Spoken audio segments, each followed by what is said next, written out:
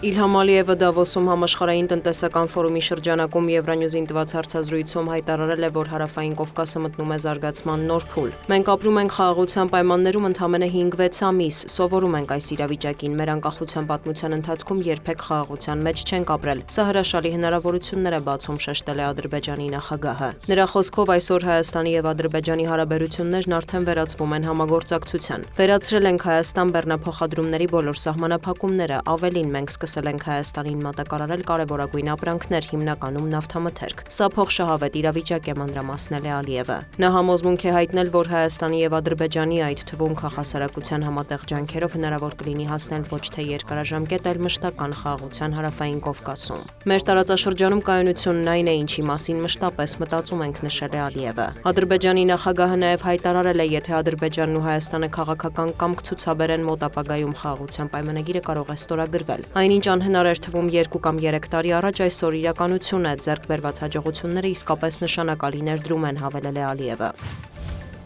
Միացյալ Նահանգների եւ Ադրբեջանի արտաքին քաղաքական գերատեսչությունների ղեկավարները հեռախոսազրույց են ունեցել։ Մարկո Ռուբիոն եւ Ջեյհուն Բայրամովը քննարկել են Հարավային Կովկասում խաղաղության եւ բարգավաճման նպատակով վստահության ամրապնդման միջոցառումների իրականացումը, բարձր գնահատել ԱՄՆ-Ադրբեջան հարաբերություններում դրական զարգացումները։ Պետքարտուղար Ռուբիոն անդրադարձել է Ադրբեջանից Հայաստան վառելիքի մատակարարումներին։ Սա կարևոր ժեստ է, որը ցույց է տալիս Բաքվի հավատարմությունը Հայաստանի եւ Ադրբեջանի միջև օգոստոսի 8-ին նախագահ Թրամփի առաջ քաշած պատմական խաղաղության գործարքին, ասված է ամերիկյան կողմի հաղորդագրության մեջ։ Բաքվից հայտնում են, որ պաշտոնյաները նաև ընդգծել են Թրիփի շրջանակում իրականացվող աշխատանքների կարևորությունը։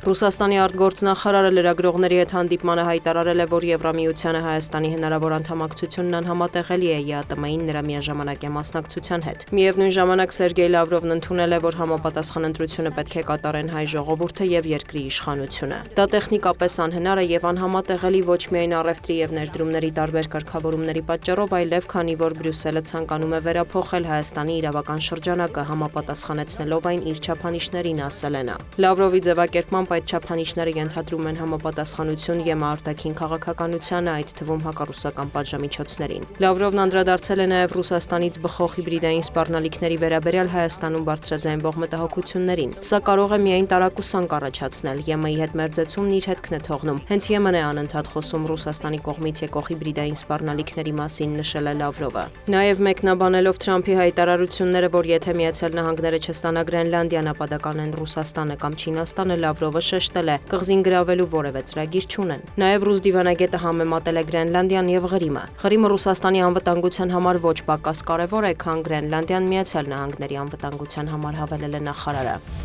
Եվրահանձնաժողովի ղեկավարը հայտնել է Հնդկաստանի հետ ազատ առևտրի համաձայնագիր ստորագրելու մտադրության մասին։ Դավոսից անմիջապես հետո կմեկնեմ Հնդկաստան, մոտենք առևտրային պատմական համաձայնագրի, ոմանք այն անվանում են բոլոր գործարքների գործարքը, ասել է Ուրսուլա ֆոն դեր Լայենը, հավելել, այն կկազմի համաշխարհային հնայի գրեթե 1/4-ը։ Եվրոպան ցանկանում է գործարքներ կնքել ներկայիս տնտեսական աճի կենտրոնների հետ Լատինական Ամերիկայից մինչև Ասիա խաղաղօվկիանոսյան տարածաշրջան եւ դրանից անդին, շարունակել է Եվրահանձնաժողովի նախագահը։ Նրա խոսքով քաղաքական ցնցումները կարող են նոր հնարավորությունների սկիզբ դառնալ եւ նպաստել Եվրոպայի անկախությանը։ Լայենը հավելել է, որ աշխատում են նաեւ Արկտիկայի անվտանգության ամրապնդման փաթեթի ուղղությամբ։ Անդրադառնալով Դոնալդ Թրամփի հայտարարությանը, որ Վաշինգտոնը մաքսատուրքեր կսահմանի այն երկրների նկատմամբ, որոնք կխանգարեն Միացյալ Նահանգներին վերահսկողություն հաստատել Գրենլանդիայի նկատմամբ, Լայենը շեշտել է, մաքսատուրքերը սխալ կլինեն, հատկապես վաղեմի դաշնակիցների միջև։ Արկտիկայի անվտանգությունը կարող է ապահովվել միայն համատեղ ջանքերով, ընդգծել է Եվրահանձնաժողովի ղեկավարը, աջակցություն հայտնել Գրենլանդիայի եւ Դանիայի թագավորության ինքնիշխանությանն ու տարածքային ամբողջականությանը։ Աշխատում ենք Գրենլանդիայում եվրոպական ներդրումներն ավելացնելու ուղղությամբ, եզրափակել է Լայենը։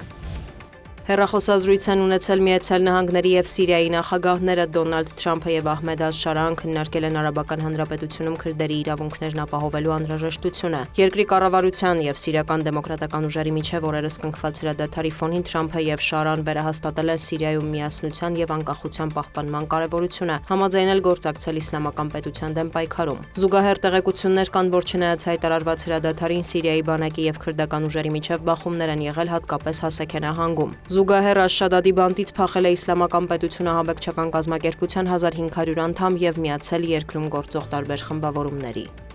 Դիանա Գասպարյան, լուրեր։